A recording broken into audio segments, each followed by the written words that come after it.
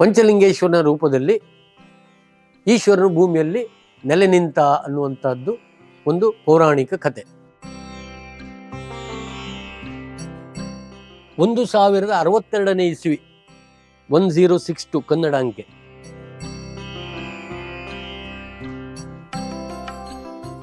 ಇದು ಗಜಭ್ರಷ್ಟಾಕಾರವಾಗಿರುವಂತ ದೇವಸ್ಥಾನ.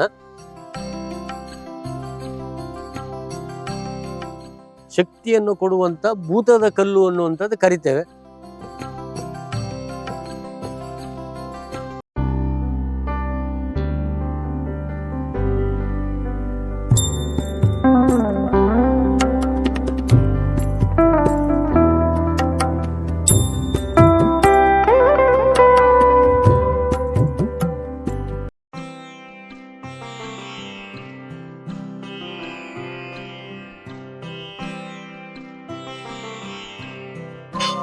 ನಮಸ್ಕಾರ.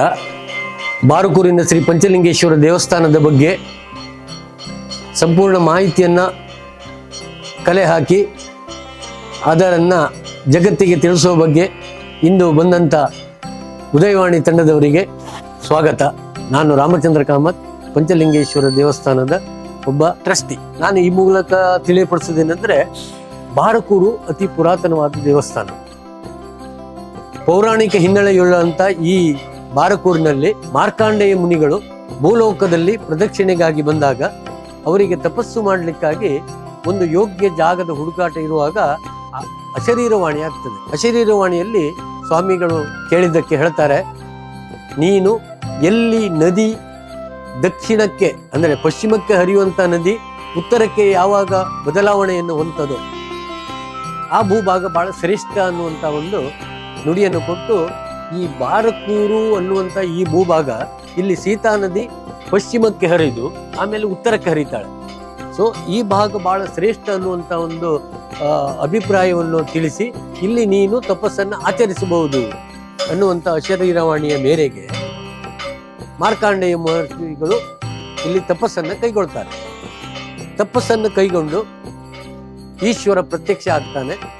ಈಶ್ವರ ಪ್ರತ್ಯಕ್ಷ ಆದಮೇಲೆ ಈಶ್ವರ ಏನ್ ಬೇಕು ನಿನಗೆ ಕೇಳದಲ್ಲಿ, ಈ ಭೂಭಾಗದಲ್ಲಿ ಯಾವುದೇ ರೀತಿಯಲ್ಲಿ ಕ್ಷಾಮ, ಯಾವುದೇ ರೀತಿ ತೊಂದರೆಗಳು ತಲೆದೋರಬಾರದು ಮುಂದಿನ ದಿವಸಗಳಲ್ಲಿ, ಹಾಗೂ ನೀನು ಈ ಭೂಭಾಗದಲ್ಲಿ ನೆಲೆ ನಿಲ್ಲಬೇಕು ಅನ್ನುವಂಥ ಒಂದು ಪ್ರಾರ್ಥನೆಯೊಂದಿಗೆ ಶ್ರೀ ಪಂಚಲಿಂಗೇಶ್ವರನ ರೂಪದಲ್ಲಿ ಈಶ್ವರನು ಭೂಮಿಯಲ್ಲಿ ನೆಲೆ ನಿಂತ ಅನ್ನುವಂಥದ್ದು ಒಂದು ಪೌರಾಣಿಕ ಕಥೆ.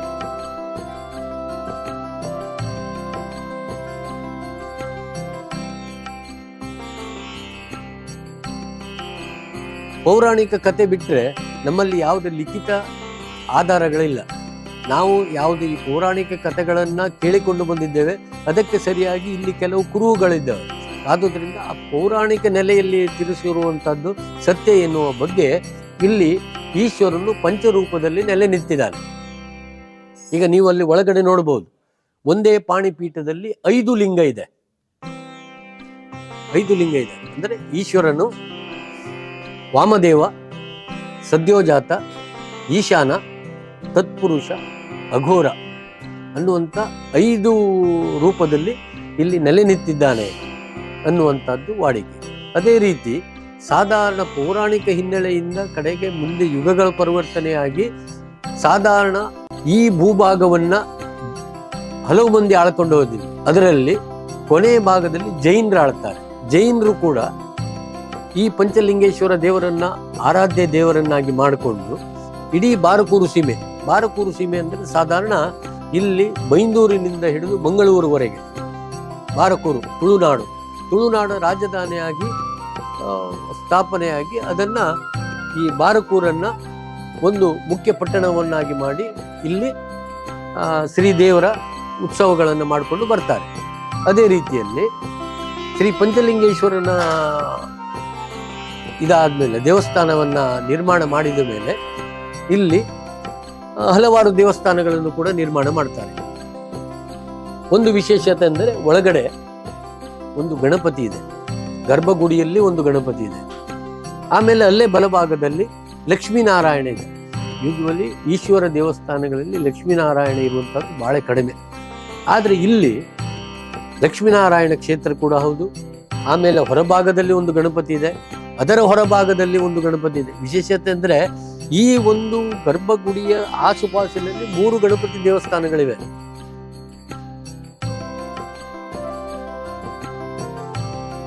ಜೈನ ವಿಜಯನಗರ ಎಲ್ಲ ಇದರ ಸಾಮಂತರಾದ ಅಳುಪರು ಇಲ್ಲನ್ನು ಆಳ್ತಾರೆ. ಅಳುಪರು ಆಳುವಾಗ ಇದರ ಜೀರ್ಣೋದ್ಧಾರವನ್ನು ಮಾಡಲಿಕ್ಕೆ 5 ಲಿಂಗವನ್ನು ಕಾಶಿಯಿಂದ ತರಿಸ್ತಾರೆ. ಪಂಚಲಿಂಗ ತಂದು ಇಲ್ಲಿ ಕಾಶಿಯಲ್ಲಿ ಬಂದಂತ ಲಿಂಗವನ್ನು ಪ್ರತಿಷ್ಠೆ ಮಾಡುವಾಗ ಸ್ವಲ್ಪ ಸಮಯದ ಅಭಾವ ಆಗ್ಲಿಕ್ಕೆ ಹೋಗಿ ಅದು ಕ್ಲಪ್ತ ಸಮಯದಲ್ಲಿ ಆ ಲಿಂಗಗಳು ಇಲ್ಲಿಗೆ ಬರುವುದಿಲ್ಲ. ಆ ಲಿಂಗಗಳು ಇಲ್ಲಿ ಬರದೇ ಇರುವುದರಿಂದ ಅಲ್ಲಿ ಕುಲಪುರೋಹಿತರು ಹಾಗೂ ಯಾರು ಜ್ಯೋತಿಷಿಗಳು ಅವರು ಹೇಳ್ತಾರೆ, ಈ ಸಂದರ್ಭಕ್ಕೆ ಅಲ್ಲಿ ಪ್ರತಿಷ್ಠೆ ಆಗಲೇಬೇಕು. ಯಾವುದೇ ವಿಷಯಕ್ಕೂ ಆ ಪ್ರತಿಷ್ಠೆಯನ್ನು ತಡ ಮಾಡಲಿಕ್ಕಿಲ್ಲ. ಆ ಲಿಂಗ ಬಂದರೆ ಬರಲಿ, ಬರದೇ ಇಲ್ದಿದ್ರೆ ನೀನು ಬೇರೆ ರೀತಿಯಲ್ಲಿ ಪ್ರತಿಷ್ಠೆ ಮಾಡಬೇಕು ಅನ್ನುವಂಥ ಸೂಚನೆಯನ್ನು ಕೊಟ್ಟ ಪ್ರಕಾರ ಹಾಗಾದ್ರೆ ಏನು ಮಾಡೋದು? ಮತ್ತೇನಿಲ್ಲ, ನೀನು ಪ್ರಾರಂಭ ಮಾಡಿದ್ದಿ ಒಂದು ಶಿಲಾಕಂಬವನ್ನು 5 ತುಂಡು ಮಾಡು.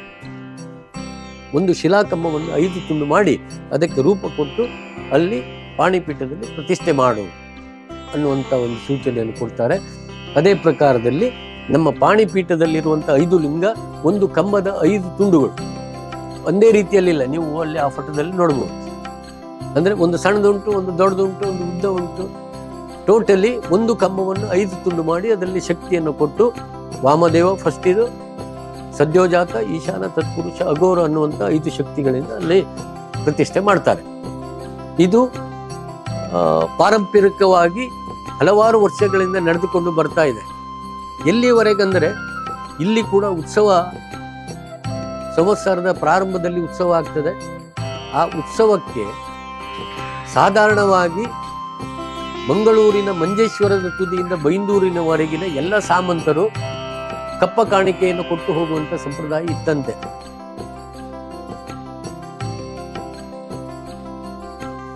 ಇಲ್ಲಿ ಈಶ್ವರ ಕ್ಷೇತ್ರ ಅನ್ನುವಂಥದ್ದು, ಅದರಲ್ಲಿ ನಾವು ಏನು ದೇವರಿಗೆ ಐಕ್ಯ ಆಗ್ತೇವೆ ಅನ್ನುವಂಥದ್ದು. ನಾವು ಸತ್ತೋದ ಮೇಲೆ ನಮಗೆ ಪುಣ್ಯ ಪ್ರಾಪ್ತಿ ಆಗ್ತದೆ, ನಾವು ಶಿವನ ಪಾದ ಸೇರ್ತೇವೆ ಅನ್ನುವಂಥದ್ದು. ಅದೇ ರೀತಿಯಲ್ಲಿ ಇಲ್ಲಿ ಹಿಂದೆ ಆಳಿದ ದೊಡ್ಡ ದೊಡ್ಡ ಕುಟುಂಬದ ಮನೆತನದ ಹೆಂಗಸರು ಅಥವಾ ಮುತ್ತೈದೆಯರು, ಅವರ ನೆನಪಿಗೆ ಇಲ್ಲಿ ಈಶ್ವರನ ಈ ಭಾಗದಲ್ಲಿ ಒಂದೊಂದು ಮನೆತನದ ಹೆಸರು ಕೂಡ ಇದೆ. ಅದು ನಮಗೆ ಓದ್ಲಿಕ್ಕೆ ಆಗೋದಿಲ್ಲ. ಇಲ್ಲೆಲ್ಲ ಹೆಸರಿದೆ ಆ ಒಂದೊಂದು ಕಲ್ಲು ಮೇಲೆ. ಅಂದರೆ ಪೌರಾಣಿಕ ಕಥೆಯಲ್ಲಿ ಶ್ರೀರಾಮಚಂದ್ರನು ಕಾಲ ಒಂದು ಧೂಳಿನಿಂದ ಶಿಲೆಯಲ್ಲಿರುವಂಥ ಅಹಲ್ಯೆ ಪುನಃ ಜೀವಾದ್ಲು ಕಥೆಯಲ್ಲಿ.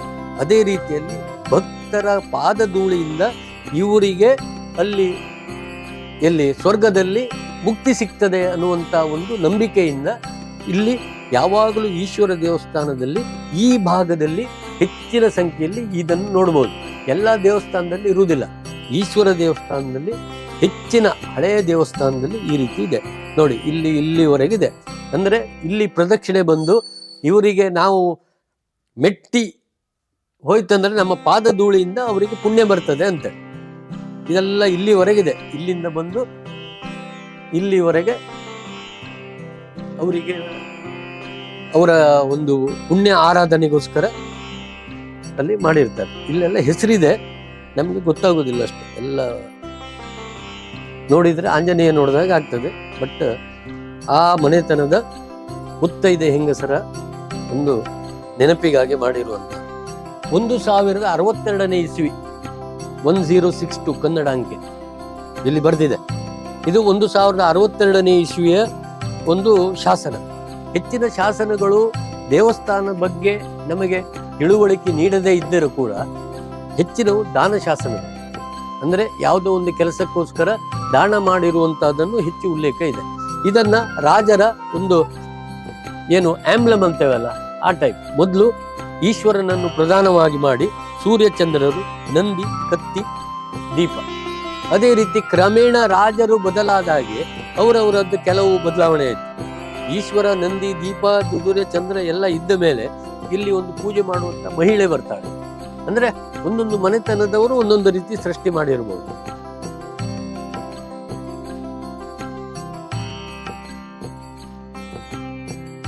ಇದು ನೈಋತ್ಯ ಗುರುಸ್ಥಾನ. ಗುರುಸ್ಥಾನದಲ್ಲಿ ಗಣಪತಿ ಇರ್ತದೆ.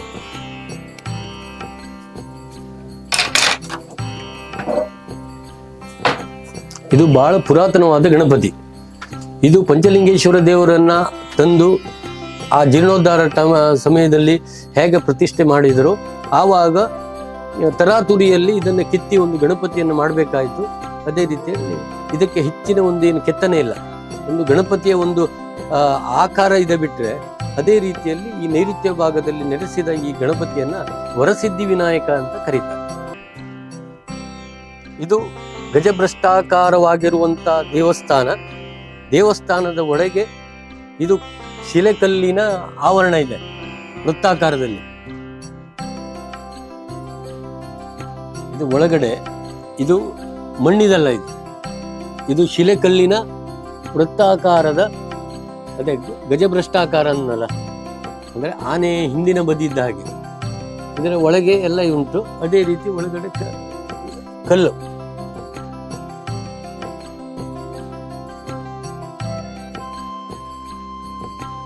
ಒಂದು ಕುರುಹಾಗಿ ಒಂದು ನೆಲ್ಲಿಯ ಮರ ಇಲ್ಲಿ ಸೃಷ್ಟಿಯಾಗ್ತದೆ. ಕಥೆಯಲ್ಲಿ ಉಲ್ಲೇಖ ಇರುವ ಹಾಗೆ ಎಲ್ಲಿವರೆಗೆ ಆ ಸ್ವಾಮಿಯ ಶಕ್ತಿ ಇಲ್ಲಿ ಇರ್ತದೋ ಅಲ್ಲಿಯವರೆಗೆ ನಾನು ನೆಲ್ಲಿ ಮರ ಇರ್ತದೆ ಅನ್ನುವಂಥ. ಇದು ಕುಮಾರಸ್ವಾಮಿ, ಸ್ಕಂದ, ಸುಬ್ರಹ್ಮಣ್ಯ. ಅಂದ್ರೆ ಈಶ್ವರನ 2 ಮಕ್ಕಳಲ್ಲಿ ಗಣಪತಿ ಒಂದು ಹೇಗೆ, ಸುಬ್ರಹ್ಮಣ್ಯ ಇನ್ನೊಬ್ಬ ಅನ್ನುವಂಥದ್ದು ಹೇಳಿದೆ. ಇಲ್ಲಿ ಒಂದು ವಿಶೇಷತೆ ಅಂದ್ರೆ ಆ ಮೂರ್ತಿಯ ಕೈಯಲ್ಲಿ, ಎಡ ಕೈಯಲ್ಲಿ ಒಂದು ಪಕ್ಷಿ ಇದೆ. ಅಲ್ಲಿ ಹೇಳ್ತಾರಂದ್ರೆ ಭೂಮಿಯಲ್ಲಿ ಪ್ರಳಯ ಆಗುವಾಗ ಆ ಕಲ್ಲ ಕೋಳಿ ಕೂಗ್ತದೆ ಅನ್ನುವಂಥದ್ದು. ಇವಾಗಲೂ ಕೂಡ ಬಹಳ ಚಂದವಾದ ವಿಗ್ರಹ. ಇಲ್ಲಿ ನೆತ್ತಿಯಲ್ಲಿ ತುಂಬಾ ಹಚ್ಚನೆ ಹಸುರಿದೆ. ಈಗ ನಮಗೆ ತೋರುವುದಿಲ್ಲ, ನೆತ್ತಿಯನ್ನ ಸೂಕ್ಷ್ಮವಾಗಿ ಗಮನಿಸಿದರೆ ತುಳಸಿ ದಳದ ಬಣ್ಣದಲ್ಲಿ ನೆತ್ತಿ ಉಂಟು. ಅದರ ಸಂಪೂರ್ಣ ಕಲ್ಲಿನ ವಿಗ್ರಹ. ಇದಕ್ಕಾಗಿ ಎಲ್ಲ ದೇವರಿಗೂ ಬೆಳಿಗ್ಗೆ ಸಂಜೆ ಇದಾಗಿ ಪಂಚಲಿಂಗೇಶ್ವರನಿಗೆ 3 ಹೊತ್ತಿನಲ್ಲಿಯೂ ಪೂಜೆ ಆಗ್ತದೆ. ಕೇರಳ ಆಗಮ ಹೆಚ್ಚಿಗೆ ಇರುವುದರಿಂದ ಅದರ ಪ್ರಕಾರದಲ್ಲಿ ಪೂಜಾ ಪದ್ಧತಿ ಜಾರಿಯಲ್ಲಿದೆ. ಆವಾಗ ನಾನು ಕಥೆಯಲ್ಲಿ ಹೇಳುವಾಗ ಕಾಶಿಯಿಂದ 5 ಲಿಂಗ ಬಂತು ಅಂತ ಹೇಳಿದೆ. ಆ 5 ಲಿಂಗದಲ್ಲಿ ಒಂದು ಲಿಂಗವನ್ನ ಇಲ್ಲಿ ಮಹಾಲಿಂಗೇಶ್ವರ ಅನ್ನುವಂಥ ಹೆಸರಿನಲ್ಲಿ ಪ್ರತಿಷ್ಠೆ ಮಾಡ್ತಾರೆ. 5 ಲಿಂಗದಲ್ಲಿ ಒಂದು ಲಿಂಗವನ್ನ ಇಲ್ಲಿ ಮಹಾಲಿಂಗೇಶ್ವರ ಅನ್ನುವಂಥ ಹೆಸರಿನಲ್ಲಿ ಪ್ರತಿಷ್ಠೆ ಮಾಡ್ತಾರೆ. ಉಳಿದ 4 ಲಿಂಗವನ್ನ ಬಾರಕೂರಿನ ವಿವಿಧೆಡೆಯಲ್ಲಿ, ಒಂದು ಕುಂದಣೇಶ್ವರ, ಇನ್ನೊಂದು ಕಮಟೇಶ್ವರ, ಒಂದು ಆಕಾಶೇಶ್ವರ, ಒಂದು ಪಡಸಾಲ ವಿಶ್ವನಾಥ ಅನ್ನುವಂಥ 4 ಹೆಸರಿನಲ್ಲಿ 4 ಕಡೆ ಪ್ರತಿಷ್ಠೆ. ಇದೇ ರೀತಿಯ ಈಶ್ವರ ಲಿಂಗದ ದೇವಸ್ಥಾನ ನಾವು ಬಾರ್ಕೂರ್ನಲ್ಲಿ ಒಂದು 3-4 ಕಡೆಯಲ್ಲಿ ಪ್ರತಿಷ್ಠೆ ಮಾಡಿದ್ದಾರೆ. ಇದು ಕಾಶಿಯಿಂದ ಬಂದಂತ ಲಿಂಗ. ಇಲ್ಲಿ ಇನ್ನೊಂದು ವಿಶೇಷತೆ ಅಂದ್ರೆ ಇಲ್ಲಿಯ ಬಲಗಡೆ ಸೂರ್ಯನಾರಾಯಣ ವಿಗ್ರಹ ಇದೆ.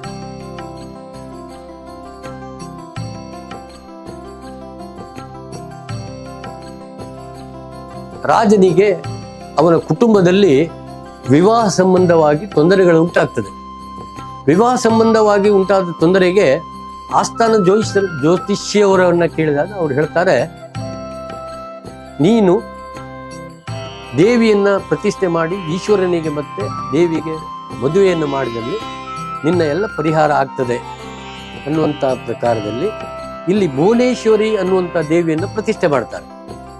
ಇಲ್ಲಿ ದೇವಿಯನ್ನ ಪ್ರತಿಷ್ಠೆ ಮಾಡಿ ಈಶ್ವರನಿಗೆ ಮತ್ತೆ ಭುವನೇಶ್ವರಿಗೆ ಮದುವೆ ಮಾಡಿ ಆಮೇಲೆ ಅವರದ್ದೆಲ್ಲ ಇದು ಪರಿಹಾರ ಆಯಿತು ಅನ್ನುವಂಥದ್ದು ಕಥೆಯಲ್ಲಿ ಬರ್ತದೆ.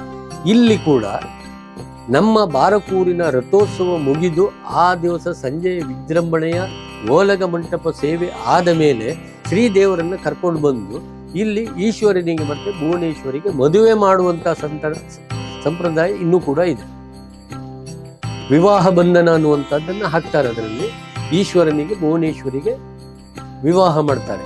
ಆದುದರಿಂದ ಇವಾಗಲೂ ಕೂಡ ಹಾಗೆ ಯಾರಿಗೆ ಆದರೂ ಮನೆಯಲ್ಲಿ ಮಕ್ಕಳಿಗೆ ಮದುವೆ ಸಂಬಂಧವಾಗಿ ಏನಾದರೂ ತೊಂದರೆಗಳಿದ್ದರೆ ನಮ್ಮ ದೇವಿಯಲ್ಲಿ ಬಂದು ಒಂದು ಹರಕೆ ಹುರ್ಕೊಳ್ತಾ, ಹರಕೆ ಅಂದ್ರೆ ಏನು ದೊಡ್ಡದಲ್ಲ, ಒಂದು ಪೂಜೆ ಕೊಡ್ತೇನೆ, ಒಂದು ಸೀರೆ ಕೊಡ್ತೇನೆ ಅಂದ್ರೆ ಅದೇ ರೀತಿಯಲ್ಲಿ ನೆರವೇರಿದ ಹಲವಾರು ಉದಾಹರಣೆಗಳಿದೆ.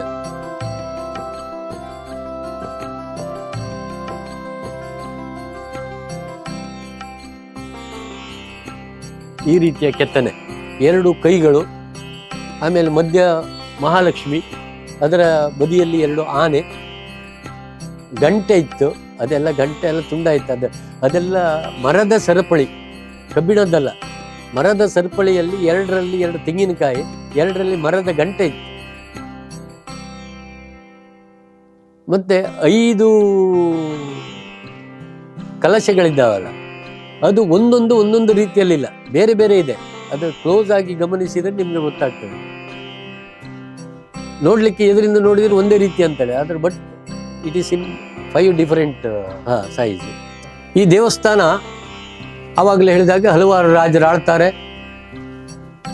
ಸಂಪೂರ್ಣವಾಗಿ ಯುದ್ಧ ಕಥೆಯಲ್ಲಿ ಟಿಪ್ಪು ಸುಲ್ತಾನ ಹೈದರಾಲಿ ಅವರು ಬಂದು ಕೂಡ ಆಕ್ರಮಣ ಮಾಡಿ ನಾಶ ಮಾಡಿದ ಬಗ್ಗೆ ಕೂಡ ಹೇಳ್ತಾರೆ. ಅದೇ ರೀತಿ ಕೆಲವಾದ ತುಂಡ ಹೊರಪೌಳಿಗಳು ನಾಶ ಆಗಿರುವಂತಹದ್ದು, ಇದು ಯುದ್ಧದ ರೀತಿಯಲ್ಲೇ ಇರಬಹುದು. ಆದರೆ ಕಾಲಕ್ರಮೇಣದಲ್ಲಿ ಒಬ್ಬೊಬ್ಬರ ಕಾಲದಲ್ಲಿ ಜೀರ್ಣೋದ್ಧಾರ ಆಗ್ತದೆ.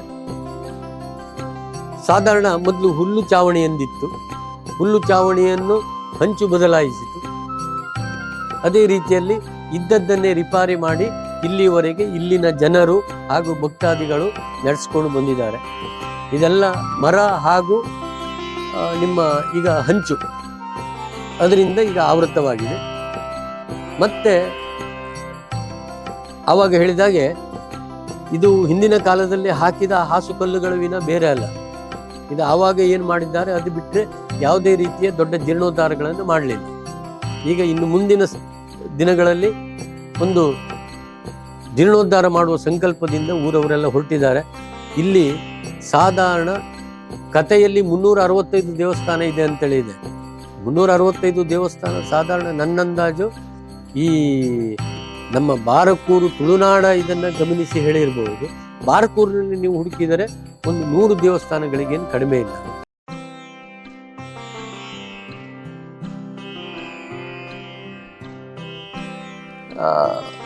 ಈಶ್ವರನ ಒಂದು ಗಣ, ಈಗ ನೀವು ಕಥೆಯಲ್ಲಿ ವೀರಭದ್ರ ಇದೆಲ್ಲ ಕೇಳ್ತಾರೆ, ಹಾಗೆ ರೇವಂತ ಕೂಡ ಒಂದು ಈಶ್ವರನ ಪ್ರಮಥ ಗಣ. ಅದನ್ನು ನಿಮ್ಗೆ ತೋರಿಸ್ತೇನೆ. ಇದು ಒಂದು ಕಾಲದಲ್ಲಿ ಇಲ್ಲಿ ದೊಡ್ಡ ಹೆಬ್ಬಾಗಿಲು ರೀತಿ ಇತ್ತು. ಇಲ್ಲಿ ಕೆತ್ತನೆ ಎಲ್ಲ ಇದೆ, ನಂದಿ. ಇದು ಆದ ಕಾಲಕ್ರಮೇಣ ಅದೇ ಯುದ್ಧದಲ್ಲಿ ಏನೋ ಬಿದ್ದು ಪುಡಿ ಆಯಿತು. ರೇವಂತ ಅಂದರೆ ಇಡೀ ಕ್ಷೇತ್ರವನ್ನ, ಇಡೀ ಊರನ್ನ ಕಾಯ್ತಿದ್ದ ಅನ್ನುವಂಥದ್ದು ಕಥೆಯಲ್ಲಿ ಬರ್ತದೆ. ಅಂದರೆ ಸಾಧಾರಣವಾಗಿ ನಾವು ಸಣ್ಣದಿರುವಾಗ ಹೇಳ್ತಾ ಇದ್ರು, ಅಯ್ಯೋ ಗೆಜ್ಜೆಯಲ್ಲಿ ಕುದುರೆ ಮೇಲೆ ಹೋದಾಗ ಆಯ್ತು ಯಾರು ಅಂತ. ಅಂದರೆ ಇಡೀ ಇದನ್ನ ಕಾವಲು ಕಾಯ್ತಾ ಇದ್ದ ರೇವಂತ ಅನ್ನುವಂಥದ್ದು ಒಂದು ದೊಡ್ಡ ಗಣ ಈಶ್ವರನ. ಭಾಳ ಹಳೆಯ ಗಣಪತಿ. ಆವಾಗ ನಿಮಗೆ 3 ಗಣಪತಿ ನೋಡಿದಾಗ ಆಯ್ತು. ಅಲ್ಲಿ ಒಳಗಡೆ ಒಂದು, ಇದರಲ್ಲಿ ಒಂದು, ಇಲ್ಲಿ. ನಾವು ಇದರಲ್ಲಿ ಭೂತಕಲ್ಲು ಅಂತ ಕರಿತೇವೆ. ಆದರೆ ಹೆಚ್ಚಿನ ದೇವಸ್ಥಾನದ ಬಲಭಾಗದಲ್ಲಿ ಪೂರ್ವ ಹಾಗೂ ಪಶ್ಚಿಮಕ್ಕೆ ವಾಲಿಕೊಂಡಿರುವಂಥ ಒಂದು ಕಲ್ಲುಗಳಿರ್ತದೆ. ನೀವು ಹೆಚ್ಚಿನ ಇದರಲ್ಲಿ ಗಮನಿಸಬಹುದು. ಅದರಲ್ಲಿ ಕೂಡ ಹಾಗೆ ಸೂರ್ಯ, ಚಂದ್ರ, ಲಿಂಗ ಹಾಗೂ ದೇವರನ್ನ ಆರಾಧನೆ ಮಾಡುವಂಥ ಇವರು, ಕೆಳಗೆ ನರ್ತನ, ಅದೇ ರೀತಿ ದೇವರನ್ನ ಏನು ಪೂಜೆ ಮಾಡ್ತಾರೆ ಅಥವಾ ದೇವರ ಖುಷಿಗಾಗಿ ಯಾವ ರೀತಿ ಆರಾಧನೆ ಮಾಡ್ತಾರೆ ಅದನ್ನು ತೋರಿಸುವುದಲ್ಲದೆ ಕೆಳಗಡೆ ಕೂಡ ಯುದ್ಧದ ಒಂದು ಇದನ್ನು ಕೂಡ ತೋರಿಸ್ತಾರೆ. ಅಂದರೆ ಇದು ಪ್ರತಿಯೊಂದು ಯಾವ ರೀತಿಯಲ್ಲಿ ದೇವರಿಗೆ ಒಂದು ಶಕ್ತಿಯನ್ನು ಕೊಡುವಂಥ ಭೂತದ ಕಲ್ಲು ಅನ್ನುವಂಥದ್ದು ಕರಿತೇವೆ. ಆದರೆ ಆ್ಯಕ್ಚುಲಿ ಅದರ ಇದೇನಂತೇಳಿ ನಮಗೂ ಗೊತ್ತಿಲ್ಲ. ಬಟ್ ನಮ್ಮಲ್ಲಿ ಇಲ್ಲಿವರೆಗೆ ಕರೆಯುವಂಥದ್ದು. ಆದರೆ ಹೆಚ್ಚಿನ ದೇವಸ್ಥಾನದಲ್ಲಿ ಇದೇ ರೀತಿ ಸ್ಲ್ಯಾಂಟ್ ಆಗಿರ್ತದೆ. ನೀವು ಬೇರೆ ಕಡೆ ಅಬ್ಸರ್ವ್ ಮಾಡಿದರೆ ಗೊತ್ತಾಗ್ತದೆ.